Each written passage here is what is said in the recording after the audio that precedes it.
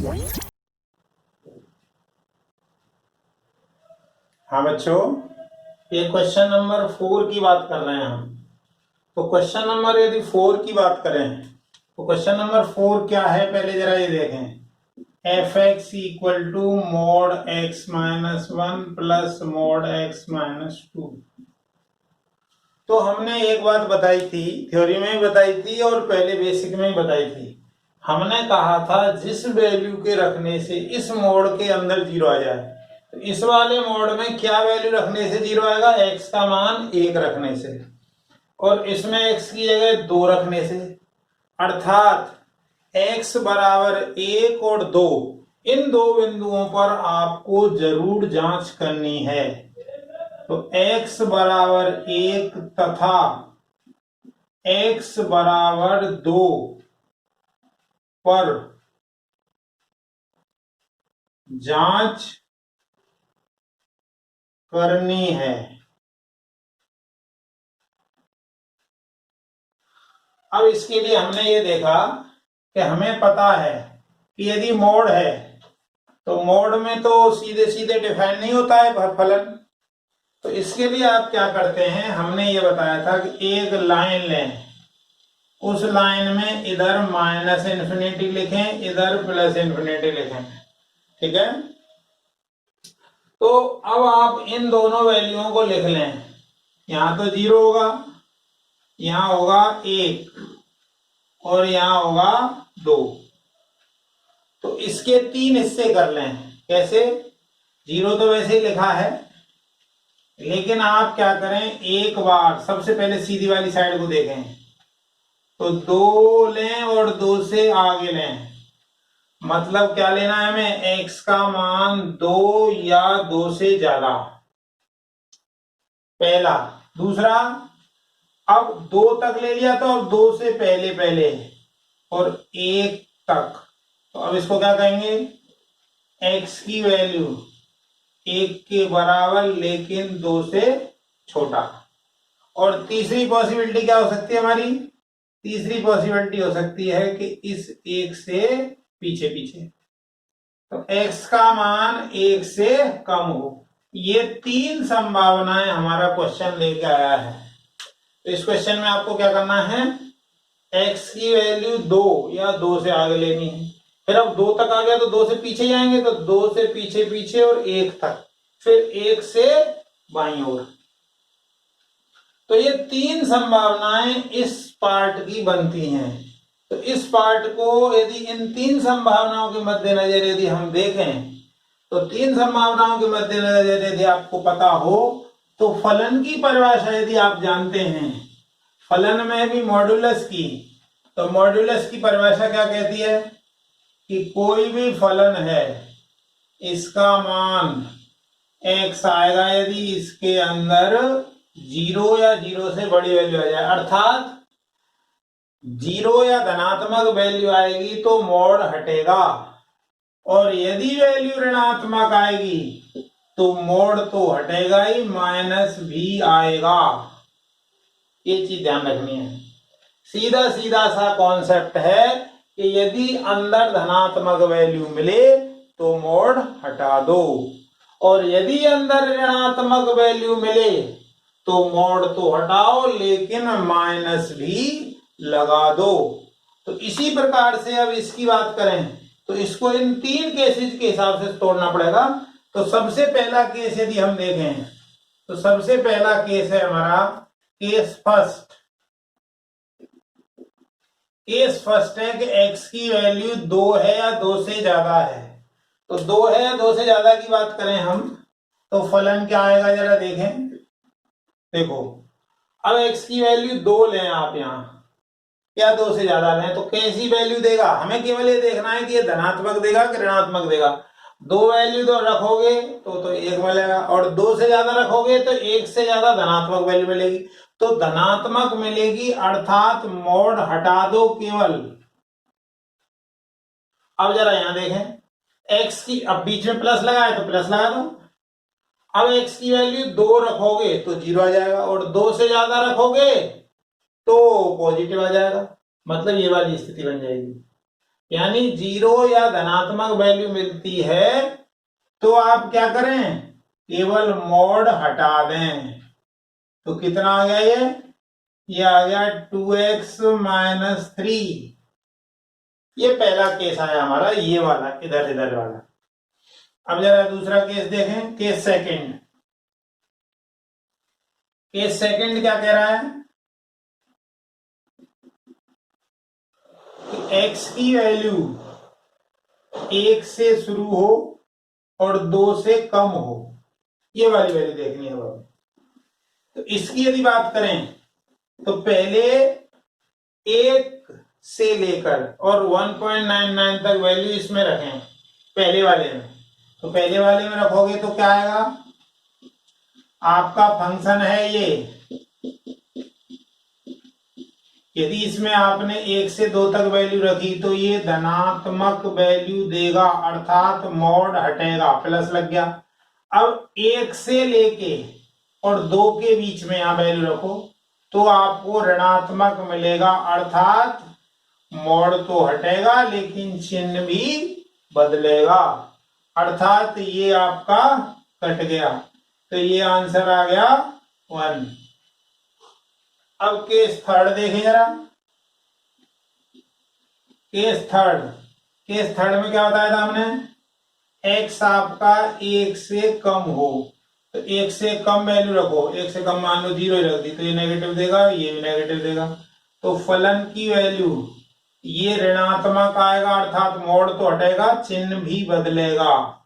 इसी प्रकार से इसका भी मोड़ हटेगा और चिन्ह बदलेगा, अर्थात आ गया ये 3-2x। तो अब ये हमारे पास 3 मान आ गए हैं। इन तीनों मानों को अब एक साथ संग्रह कर दें इनका, तो अब हमारा जो फलन है वो किस प्रकार से परिभाषित हो रहा है देखें जरा। हाँ, हमारा जो फलन है उसका मान आया 2x-3। कब, जब x की वैल्यू 2 है या 2 से ज्यादा है। अब फिर क्या आया, fx का मान 1 आया, कब, जब x की वैल्यू 1 से लेकर लेकिन 2 के बीच में है।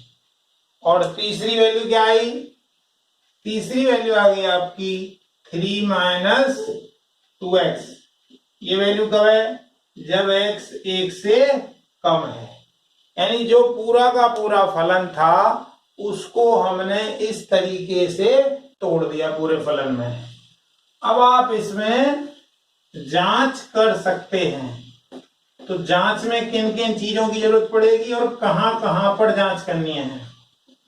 यदि आप इन शर्तों को देखो तो देखो, 2 के इधर उधर की शर्त पता है और 1 के इधर उधर की शर्त पता है। चूंकि हमें x बराबर 1 व x बराबर 2 पर अवकलनीयता जांचनी है, ठीक है। अब साथ के साथ ये भी देखें, f1 x की वैल्यू 1 के बराबर यहां है तो ये मान 1 है। f2 x की वैल्यू 2 के बराबर किसमें है, इसमें, तो 2 मान यहां रख दो, तो 2 × 2 - 3 तो 1 आ गया। मतलब f1 1 आया और f2 1 आया। तो अब एक एक बिंदु पर हम जांच करते हैं। तो चेक एट x = 1, अर्थात x बराबर 1 पर जांच, x बराबर 1 पे जांच हम देख रहे हैं पहले।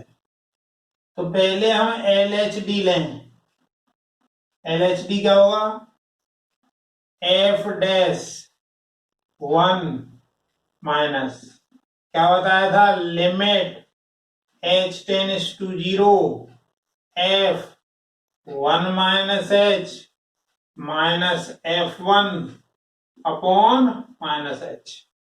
क्या है, तो देखें जरा, limit h tends to 0 F1 minus H, एक से कम फलन यह है, तो एक से कम फलन यह है तो इसमें रख दो, तो 3 minus 2 1 minus H minus F1 1 है अपॉन माइनस एच। अब जरा इसको हल करें, तो इसको हल करोगे तो क्या आएगा, इसको हल करें तो ये 2 और ये 3, 3 से 3 कट गया और इसका इसमें मल्टीप्लाई करें तो धन के 2h और ये माइनस का तो माइनस के 2 आ गया, यानी आपका जो LHD है वो -2 आया। अब जरा हम RHD की बात करें, RHD लें तो ये हमने LHD को RHD बना दिया, तो ये 1 प्लस कर दो, तो 1 प्लस करेंगे तो यहाँ प्लस होगा और यहाँ प्लस होगा, केवल इतना अंतर आएगा और कोई अंतर नहीं है। फॉर्मूले में इतना अंतर आएगा। अब एक से ज्यादा वैल्यू, ये फलन आपको दिया हुआ है already, limit h tends to 0, एक से ज्यादा वैल्यू 1 है, -1 अपॉन h, तो ये पहले ही ऊपर 0 हो चुका है। जब ऊपर 0 आ चुका हो और नीचे कुछ भी हो तो आंसर 0। इसका मतलब क्या हुआ, RHD इसकी 0 आई, LHD आपकी क्या आई थी, -2। अतः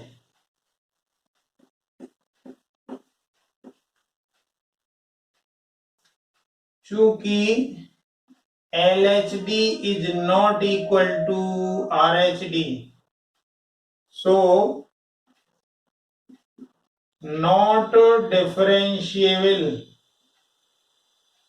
at x equal to 1, अतः x बराबर 1 पर अवकलनीय नहीं है। अब जरा x बराबर 1 पर तो पता चल गया, अब x बराबर 2 पर देख दे, जरा 2 को देखिए जरा, तो x बराबर 2 पर जांच करनी है हमें। Check at x equal to 2 या x बराबर 2 पर जांच, तो उसके लिए हमने सबसे पहले क्या किया, ऐसा करते हैं, इस साइड LHD ले लेते हैं, इधर LHD और इधर RHD, 2 पे जांच रहे हैं, तो F डैश 2 माइनस और ये F डैश 2 प्लस, फॉर्मूला लगा दें जरा, limit h tends to 0 F 2 minus h minus F2 upon minus h। इसी तरीके से इधर लगाओ, limit h tends to 0 F 2 plus h minus F2 upon h। तो दोनों के फॉर्मूले में आप जरा ध्यान से देखें तो ये यहाँ माइनस है और वहां प्लस है। अब जरा देखें, लिमिट h टेंड्स टू 0, 2 से कम, x की वैल्यू 2 से कम कहाँ है, यहाँ, तो 1 माइनस F2, ये वैल्यू हमने पहले निकाली थी, इसमें x की 2 रख दीजिए, 1 अपॉन माइनस h। जब ऊपर 0 आ चुका है तो आंसर 0 है। इसी तरीके से इस साइड देखें, तो लिमिट h टेंड्स टू 0, 2 से ज्यादा, तो 2 से ज्यादा ये है, तो इसमें रखिए, तो 2 प्लस h माइनस 3, ये आ गया, -1 अपॉन h।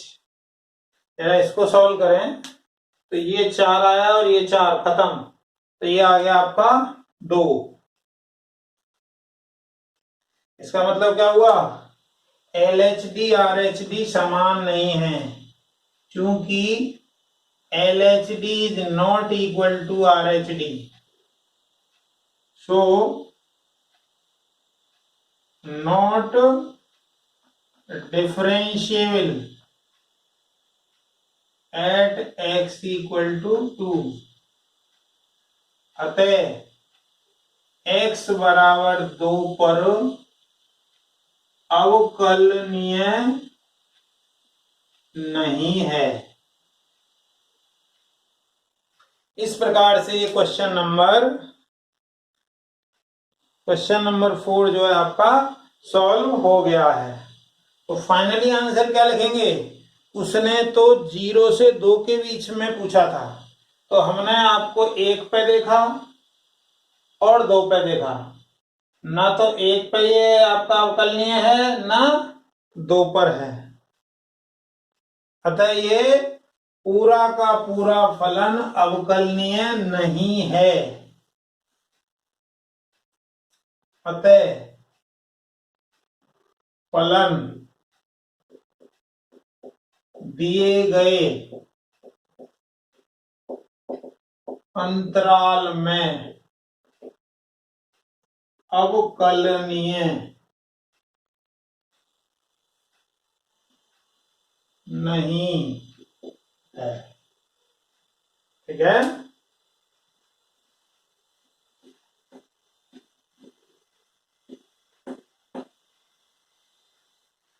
वैसे तो दो तक इंटरवल उसने रोका हुआ है, तो 2 के राइट में हमें नहीं जाना चाहिए, पर कोई दिक्कत नहीं है, केवल एक बिंदु से ही आपका काम चल जाएगा।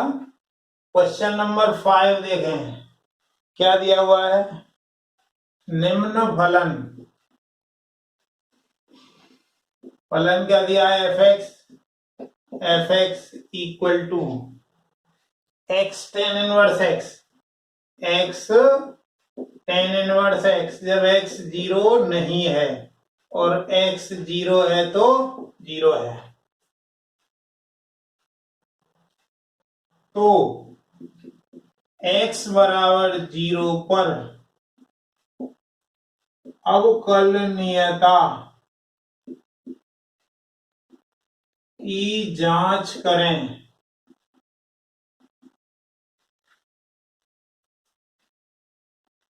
चेक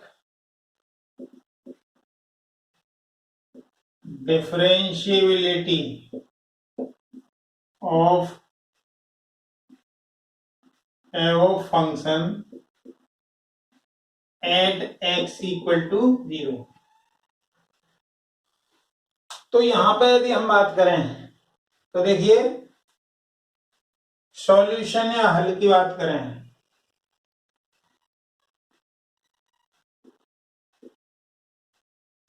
तो हम x बराबर 0 पर जांच कर रहे हैं।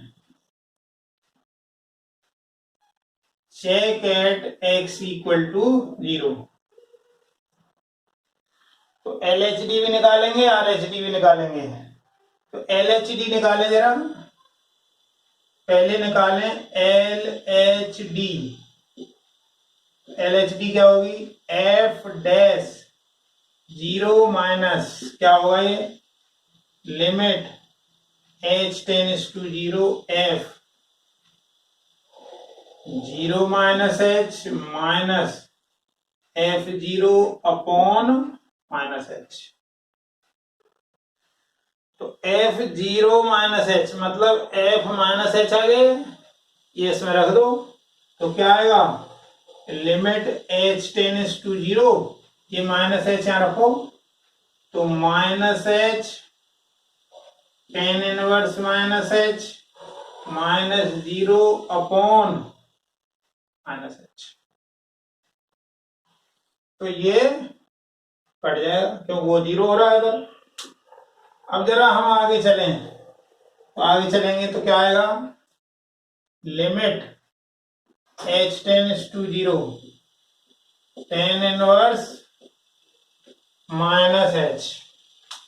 अब हमें पता है, इनवर्स पढ़े हैं, तो ये आगे आ जाता है माइनस, तो minus limit h tends to 0 ten inverse h। अब जरा इसमें लिमिट लगा दो, तो माइनस ये 0 लिमिट लगाओगे तो टेन इनवर्स 0 मतलब 0 आ गया। तो यानी LHD आपका 0 आया। इसी तरीके से RHD की बात करें तो आर एच डी कितना आएगा देखें जरा।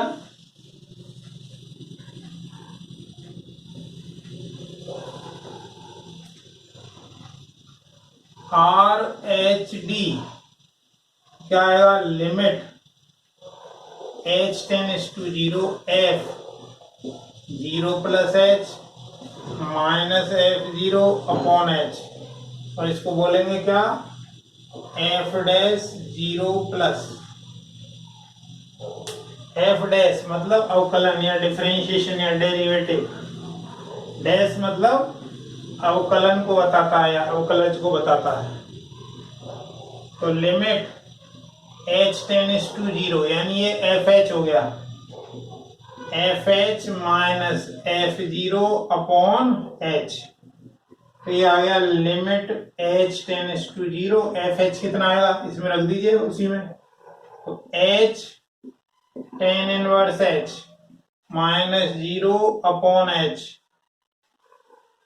तो limit H tends to 0 h tan inverse h upon h, h से एच कट गया, तो क्या आया, limit H tends to 0 ten inverse h, ये बचा। अब इसमें लिमिट रख दें, तो लिमिट रख देंगे तो लिमिट लिखी नहीं जाएगी, मतलब टेन इनवर्स 0, और टेन 0 कितने पे होता है 0, तो इसका मतलब क्या हुआ, एल एच डी भी 0 आया और आर एच डी भी 0 आया, चूंकि दोनों समान हैं, चूंकि दोनों समान हैं, चूंकि L H D equal to R H D, अतः x बराबर 0 पर फलन अवकलनीय होगा। So function is differentiable at x equal to 0, x equal to 0 पर ये जो फंक्शन है वो डिफरेंशिएबल होगा। और देखें जरा नेक्स्ट क्वेश्चन देखें, फंक्शन आपको दिया गया है, फलन जो दिया है आपको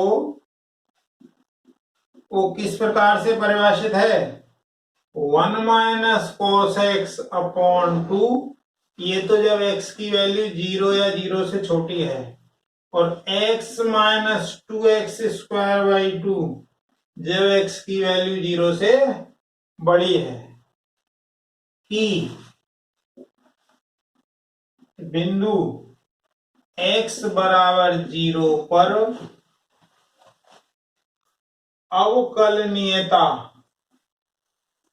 की जांच कीजिए। Check differentiability of function at x equal to 0, x equal to 0 पर हमें इसकी जांच करनी है। तो अब जरा हम इसका एल एच डी निकालें, आर एच डी निकालें, लेकिन उससे पहले हमें जिस पे चाहिए F0, तो F0 भी निकालें। तो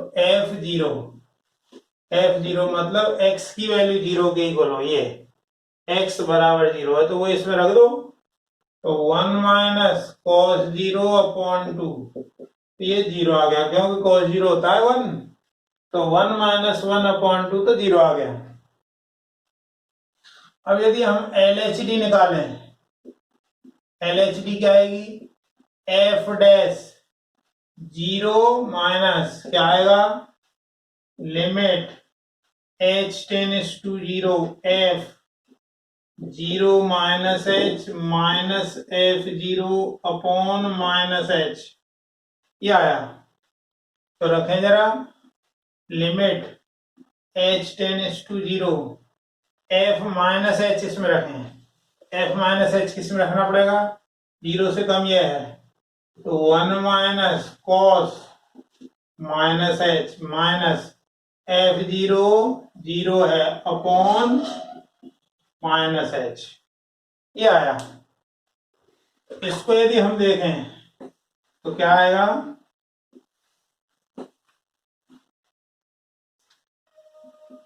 तो लिमिट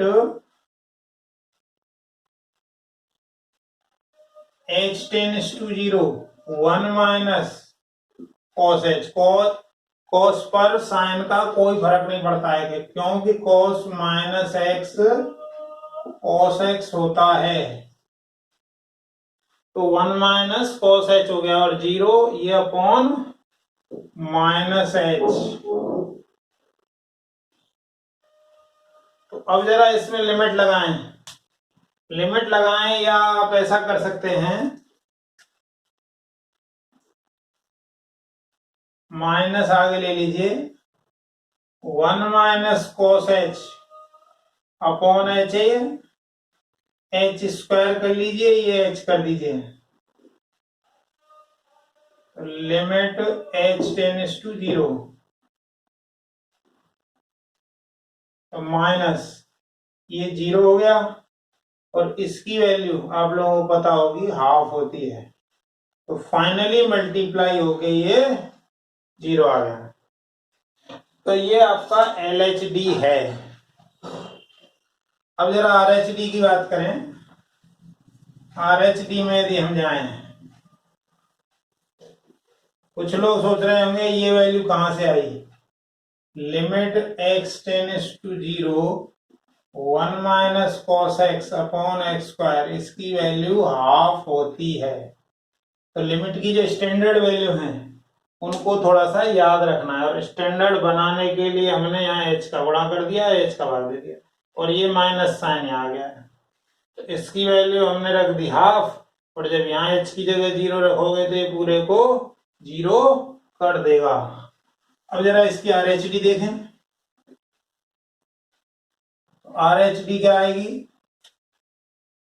RHD ये आएगा एफ डैश जीरो प्लस, तो क्या आएगा, limit H tends to zero f zero plus H minus F zero upon h, यानी limit H tends to zero F h minus ये तो जीरो है ही, तो यानी ये आ गया limit H tends to zero F H by H. तो अब आपका जो फंक्शन है, फंक्शन क्या है, x की वैल्यू जीरो से ज्यादा है, जीरो से ज्यादा है तो x minus two x square by two है, x minus two x square by two, जब x जीरो से बड़ा है तो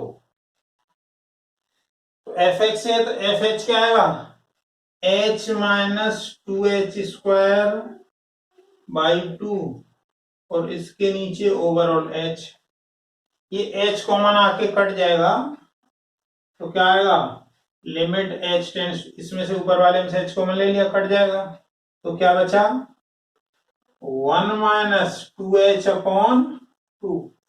अब जरा इसमें लिमिट रख दें, लिमिट रख दें, तो लिमिट की वैल्यू रखते ही फिर ये लिमिट नहीं लिखी जाएगी, तो one minus zero upon two यानी हाफ आया, तो इसका मतलब क्या हुआ, RHD हमारा हाफ आया। LHD कितना आया था, LHD हाफ नहीं था, इसका मतलब दोनों अलग अलग हैं, क्योंकि LHD is not equal to RHD, अतः x बराबर जीरो पर अवकलनीय नहीं है। So function is not differentiable at x equal to 0। ठीक है, तो अच्छे से वीडियो को देखें, बार बार देखें, जिससे कि आपका कॉन्सेप्ट क्लियर हो जाए। 2-3 क्वेश्चनों में जो आपने बार बार वीडियो देख लिया तो इस तरीके से आपके कॉन्सेप्ट मजबूत हो जाएंगे और इस चैप्टर को बहुत आसानी से आप मजबूत कर सकते हैं। जनरली स्टूडेंट्स इस चैप्टर को अवॉइड करते हैं या छोड़ना चाहते हैं कि अरे पता नहीं क्या है, लेकिन सतत प्रयास करते रहिए तो आपका चैप्टर भी सतत होगा, अच्छा होगा, सतत भी होगा, अवकलनीय भी होगा। वीडियो देखने के लिए बहुत बहुत धन्यवाद। चैनल को लाइक करें, सब्सक्राइब करें। धन्यवाद।